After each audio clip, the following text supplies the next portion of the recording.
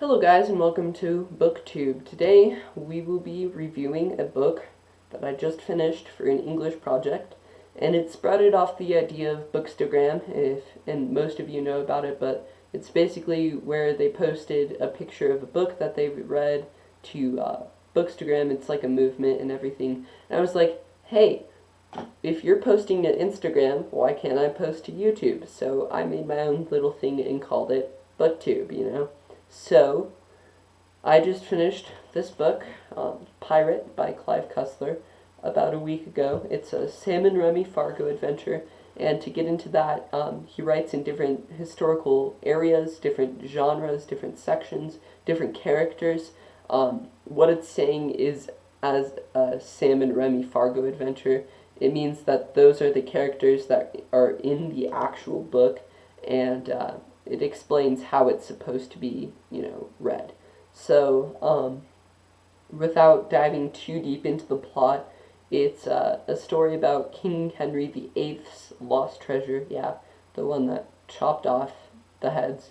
But his lost treasure of gold, stuff like that, that's probably not much more than a fairy tale, has never been recovered, but there's historical documentation of it actually existing. It's worth about 80 million pounds today, which is about $100 million in US money. And it's the story about how these two multimillionaires, Sam and Remy Fargo, who run a charity, get involved in this treasure hunt and then eventually come up against this bad group that wants to take all the money and make the profit for themselves.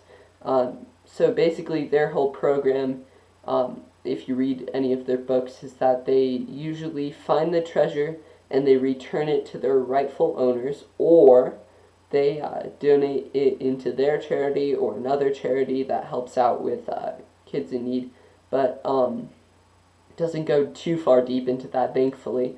But it's a historical fiction thriller, and I love historical fiction because it gives you the true side of it, but then alters it a tiny bit, so it makes it feel like it's real, but it's really not. And it's a thriller because, it hooked me in every step of the way. I really liked it, and yeah, I would give it a 4.5 out of 5 stars, just because some of his paragraphs are off.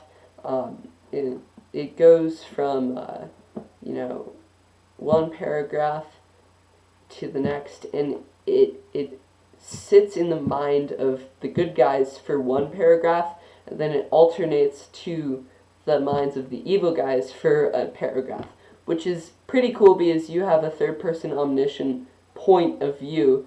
And yeah, I really like the story. He's a #1 New York Times best-selling author. And one other problem that I've had with his books is that he talks and talks and talks about cars constantly. It's crazy, but that's really the only problem with his books. I would definitely recommend it if you're into historical fiction, thrillers, and yeah, for sure. Goodbye.